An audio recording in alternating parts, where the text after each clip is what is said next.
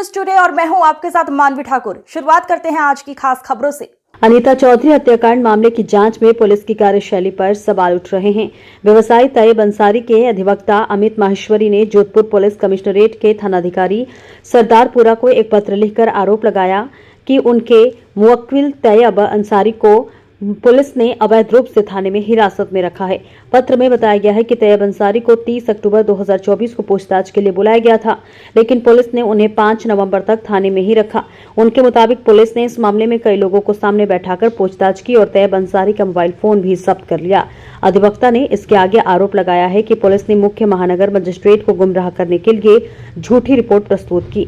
उन्होंने यह भी कहा कि तैयब अंसारी हृदय, बीपी और शुगर के रोगी हैं और उनके जीवन की सुरक्षा को खतरा है, इसलिए उनसे किसी भी तरह की पूछताछ करने से पहले लिखित नोटिस दिया जाए और पूछताछ की प्रक्रिया वीडियोग्राफी में रिकॉर्ड की जाए। अधिवक्ता ने अपील की है कि जोधपुर पुलिस न्यायिक दृष्टिकोण अपनाते हुए तैयब अंसारी के अधिकारों का सम्मान करे और अवैध हथियार को रोका जाए। इस मौके पर उनके रिश्तेदार भी उपस्थित थे।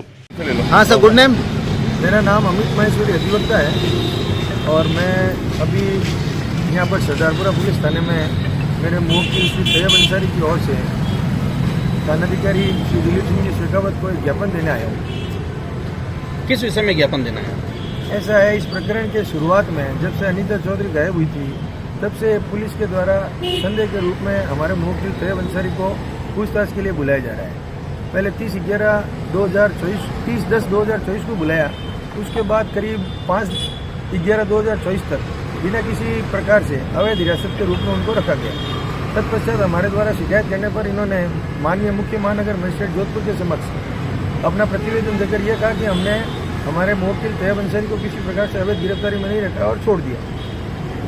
इस दरमियान उन्होंने हमारे मुवक्किल तैयब अंसारी से सभी प्रकार की इस प्रकरण के संबंध में पूछताछ की गई, परंतु उन्हें हमारे मुवक्किल श्री तैयब अंसारी के बाबत इस अपराध में संलिप्त होने बाबत किसी भी प्रकार की कोई साक्ष्य प्राप्त नहीं हुई। तत्पश्चात पुलिस के द्वारा माननीय मुख्य महानगर मजिस्ट्रेट के समक्ष सर्च वारंट लेकर मेरे मुवक्किल तैयब अंसारी के घर की, कार्यालय की एवं अन्य जगह की तलाशी भी ली गई, उसकी वीडियोग्राफी भी करवाई गई।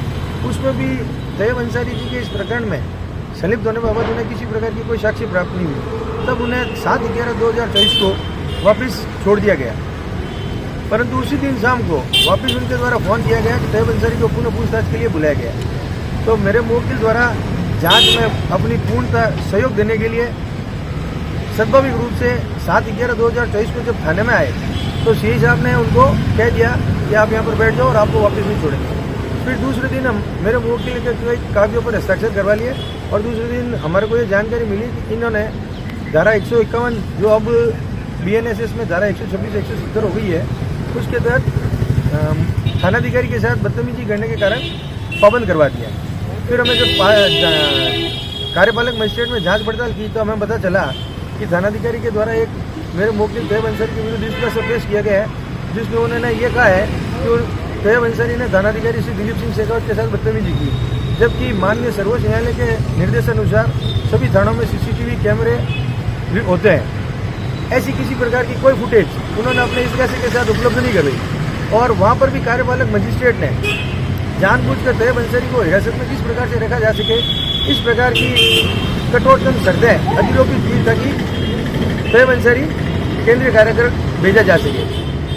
फिर हमने माननीय अपर जिला न्यायालय संख्या 4 जोधपुर महानगर में इसकी रिवीजन की और जिला न्यायालय द्वारा रिवीजन में उन कठोरतम शर्तों में पलटते हुए सामान्य मुचलकों पर रिहा करने का आदेश दिया।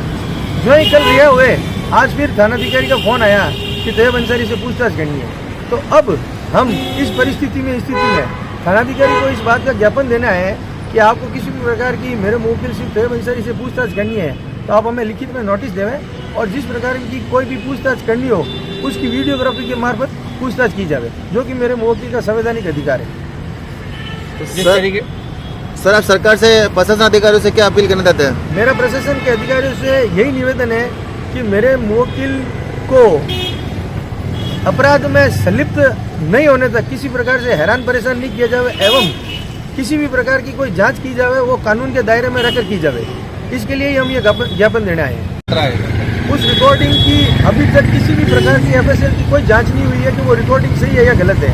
केवल मात्र किसी न किसी प्रकार से पुलिस इस प्रकरण से तैयब अंसारी को जोड़ने का प्रयास कर रही है और उन्हें बार बार इस करीब 10 दिनों से ज़्यादा पूछताछ के बावजूद उन्हें इस प्रकार के किसी प्रकार की कोई साक्ष्य नहीं मिली है, परंतु आज फिर उनको पूछताछ के लिए बुलाया जा रहा है और हमें इस बात का पूरा अंदेशा है कि इस बार भी जांच बुलाकर वो उन्हें अनावश्यक रूप से बिना पेपर्स में हिरासत में रख सकते हैं। इसलिए हम ये ज्ञापन देना है। अभी आपने जो ज्ञापन दिया उसमें आपको क्या जवाब मिला जी? संतोष हुआ नहीं हुआ? नहीं, हमें किसी प्रकार का संतोष नहीं हुआ। हम जब ज्ञापन देना है तो एचएम के द्वारा जो हेड मॉनिटर है उसके द्वारा ये कहा गया डीओ को ज्ञापन देना। डीओ यहाँ पर थाने में है नहीं और अभी हमें ये कहा गया कि ये सेंसिटिव मैटर है, इसलिए हम इसको नहीं लेंगे।